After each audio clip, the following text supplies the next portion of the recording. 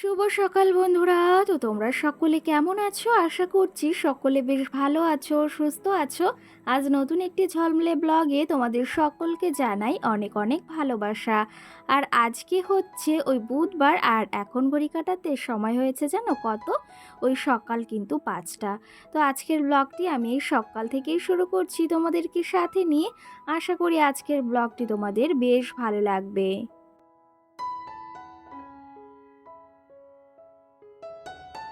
আজকে সকালে যদিও ঘুম থেকে উঠেছি, সকাল বলাটা একদমই ভুল। আজকে ঘুম থেকে উঠেছি ওই 4:30টার সময়। আর ঘুম থেকে উঠে চটজলদি করে সমস্ত কাজবাজ বলতে বাইরের কাজ কিছুটা সেরে নিয়েছি। আর সঙ্গে দেখো সকালে একদম ভোরবেলা রান্নাবাড়া কমপ্লিট করে নিয়েছি। কি জানো তো, রোজ সকালে ঘুম থেকে উঠে সকাল বলতে ওই 4:30 বাজলেই একদম কিন্তু ঘুমটা ভেঙে যায়। তো সেই ক্ষেত্রে যদি না উঠি না, আর বিছনায় একদমই আমার থাকতে ইচ্ছে হয় না।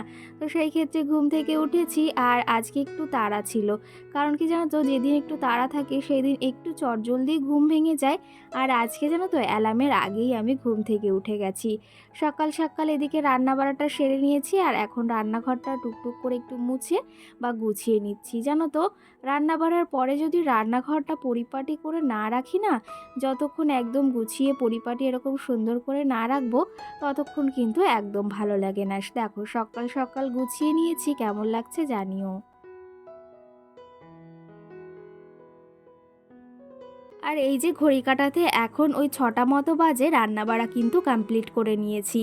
আর আগের দিন মুদিখানা বাজার আনা হয়েছিল কিছুটা, জানো তো অনেক কিছু রয়েছে। তো সেই ক্ষেত্রে যেটা প্রয়োজনীয় জিনিস, মামামকে যখন এখন সুজি খাওয়ানো হয়, তো সেই ক্ষেত্রে সুজিটা এখনও 1 প্যাকেট রয়েছে, তাও আমি 2 প্যাকেট নিয়ে এসেছি। আর এইখানে দেখো একটু লঙ্কার গুঁড়ো নিয়ে এসেছি, সঙ্গে এই হলুদটা নিয়ে এসেছি, আর সঙ্গে মুগ ডাল। তোমাদের দাদাভাই বলছে মুসুরির ডালটা এখন একদম কম খেতে হবে, কারণ কি জানো তো 100 গ্রাম মতো বা 200 গ্রাম মতো মুগ ডাল এনেছি, মুসুরির ডাল, আর সঙ্গে কিন্তু এদিকে মুগ ডাল এনেছে।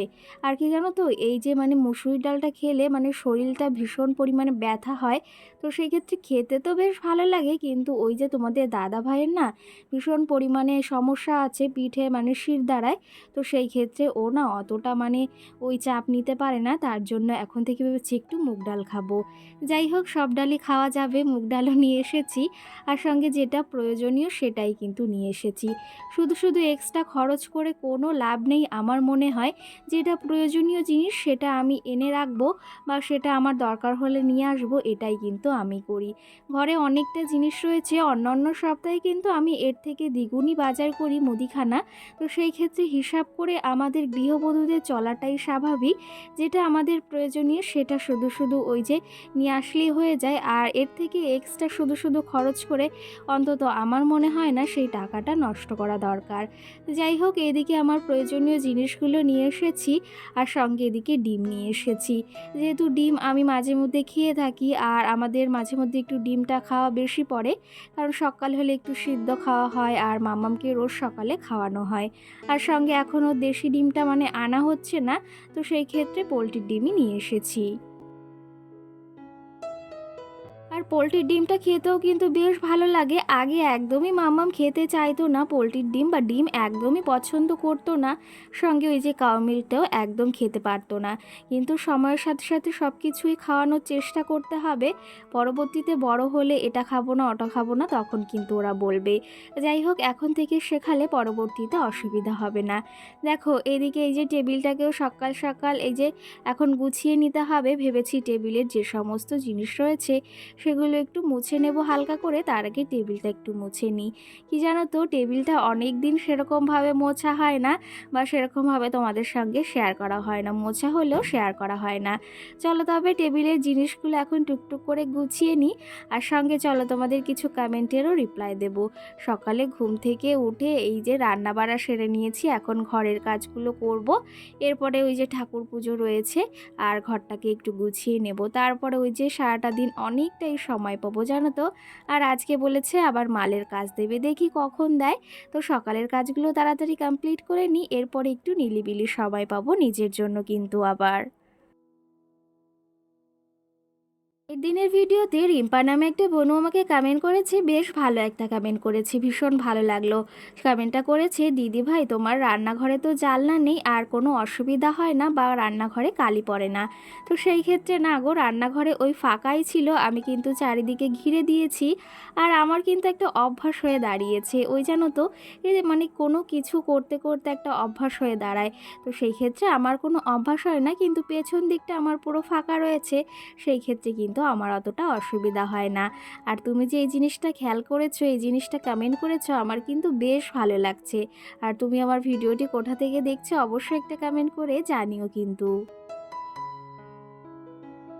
সঙ্গে পায়েল নামে একটি বোনু বা দিদিভাই আমাকে কমেন্ট করেছে, তোমার বাড়ি কোথায় অবশ্যই রিপ্লাই দিও। তো সেই ক্ষেত্রে আমার বাড়ি হাবড়া ফুলতলাতে, তোমাদের তো আগেই বলেছি।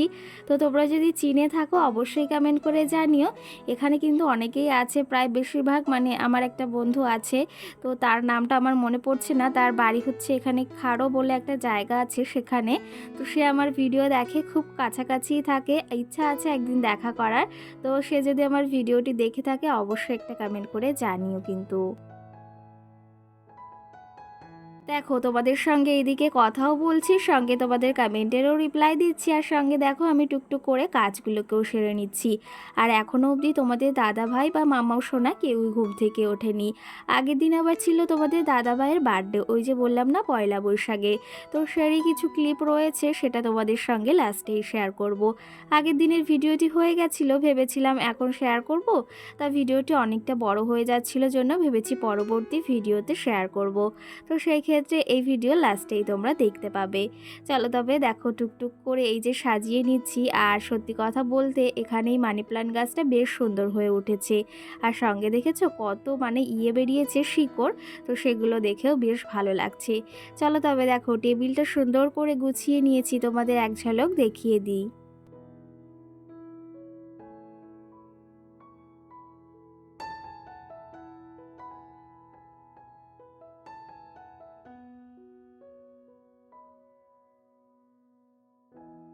সঙ্গে মধুরিমা নামে একটা বোনু আমাকে কমেন্ট করেছে, দিদিভাই নববর্ষের অনেক অনেক শুভেচ্ছা, আর তোমাকে খুব ভালো লাগে। অসংখ্য ধন্যবাদ বোনু এই সুন্দর মিষ্টি একটা কমেন্ট করার জন্য, আর এই নববর্ষের অনেক অনেক শুভেচ্ছা তোমাকেও।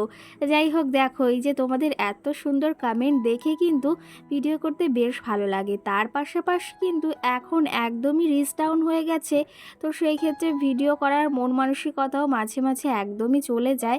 কিন্তু তোমাদের এই কমেন্ট দেখে কিন্তু আবার ভিডিও করতে ইচ্ছা করে।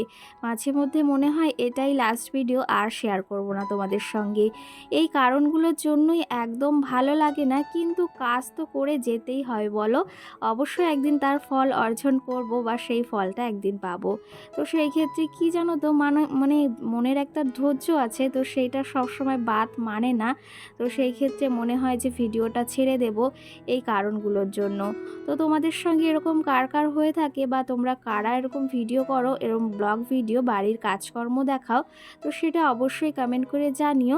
আর আমাদের মতো সাধারণ ঘরের গৃহবধূদের ভিডিও করাটা সংসার সামলে অনেকটাই কিন্তু চাপের ব্যাপার হয়ে দাঁড়ায়। তার সঙ্গে কিন্তু আমার এই যে কাজ রয়েছে এক্সট্রার সঙ্গে মাম্মামকে সামলানো, মালের কাজ, বুঝতেই পারো সারাটা দিনে অনেকটা পরিশ্রম। তারপরেও কিন্তু তোমাদের ভালোবাসার জন্য এতটা পরিশ্রম করি।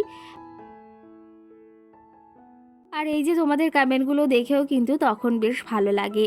এরকম চ্যানেলে কিন্তু প্রত্যেকেরই হয়তো রিচ ডাউন হচ্ছে, কারণ আমার দিদিও ভিডিও করে, সেও বলছে একদমই রিচ ডাউন হয়ে গেছে। তো সেই ক্ষেত্রে ভীষণ খারাপ লাগে জানো তো। একটু ভিউজ হলে সেটা কিন্তু বেশ ভালো লাগে, মানে একটা আগ্রহ আসে মনের ভেতর, হ্যাঁ এই ভিউজটা হচ্ছে, আমাকে কিন্তু ভিডিওটা মন দিয়ে করতে হবে। কিন্তু যখন একদম রিচ ডাউন হয়ে যায় তখন মন মানসিকতা একদম দুর্বল হয়ে যায়। কিন্তু কি করব বলো, একদম ছাড়তে পারি না, এতটা ভালোবেসে ফেলেছি এই জায়গাটাকে। তো যতই যা হোক না কেন জায়গাটা আমি কখনোই ছাড়তে পারবো না। দেখো তোমাদের সঙ্গে গল্প করতে করতে এদিকে আমি ঘরটাও সুন্দর পরিপাটি করে গুছিয়ে নিয়েছি। আর তোমরা হয়তো ভাবছো ওই সাইডে ওই বস্তাটায় কি রয়েছে, ওখানে কিন্তু মাল জড়ো হয়ে রয়েছে। তো সেগুলোই কাজ করতে হবে, দেখি আজকে করি কিংবা কালকে। চলো তবে দেখো ঘরটাকে গুছিয়ে নিয়েছি, কেমন লাগছে জানিও।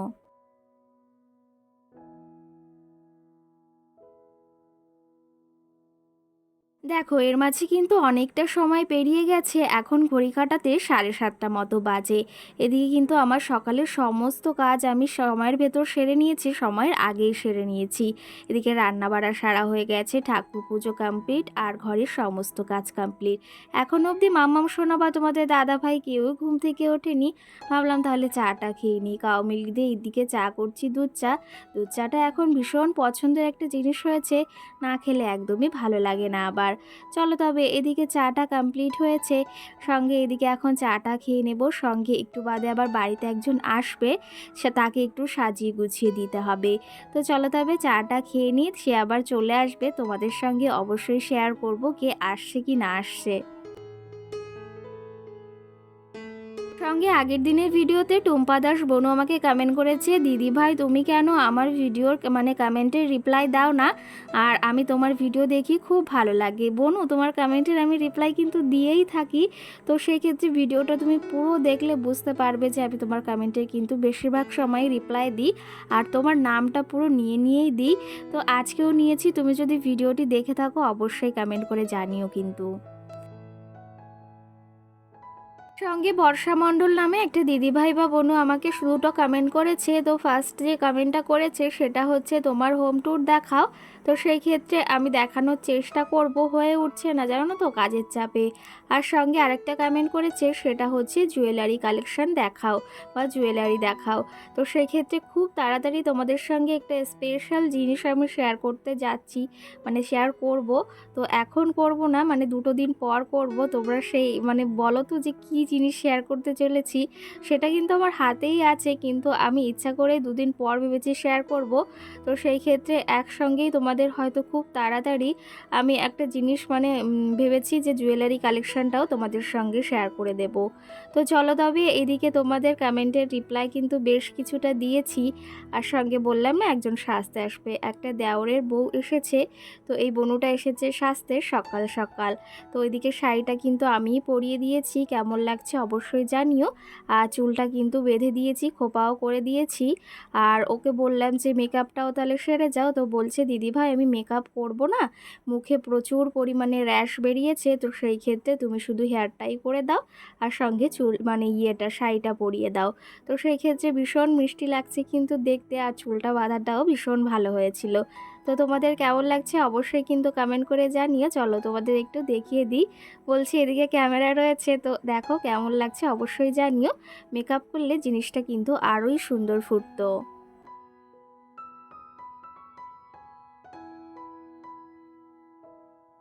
তো তো এখন ঘড়ি কাটাতে 9টা বাজে, একে সাজানো কমপ্লিট। আর এদিকে দেখো ভীষণ মিষ্টি লাগছে কিন্তু দেখতেও। এখন বাড়ি যাবে যেহেতু এক জায়গায় বেরোবে তো। আর এদিকে আমারও সকালের সমস্ত কাজবাজ সেরে নিয়েছি। মামাও সোনা ওইদিকে বেশ খানিকটা এই যে ঘুম থেকে উঠে গেছে। আর এর মাঝে আর তোমাদের সঙ্গে কিছুই শেয়ার করিনি, বললাম না ওই পয়লা বৈশাখের দিনের কিছু ক্লিপ রয়েছে তোমাদের দাদা ভাইয়ের বার্থডে। তো সেই ক্ষেত্রে দেখো কেক নিয়ে আসা হয়েছে এখানে মিয়োমোর থেকে। আর মানে এই কেকটা খেতে কিন্তু বেশ ভালো, আর কালারটাও কিন্তু বেশ ভালো লাগছিল। তো আমার তো ভীষণ ভীষণ ভালো লেগেছে। আর এটা কিন্তু আমি আনিনি, এটা ভাগ্নি নিয়ে এসেছে। তো কেমন লাগছে কেকটা তোমরা অবশ্যই অবশ্যই কমেন্ট করে জানিও।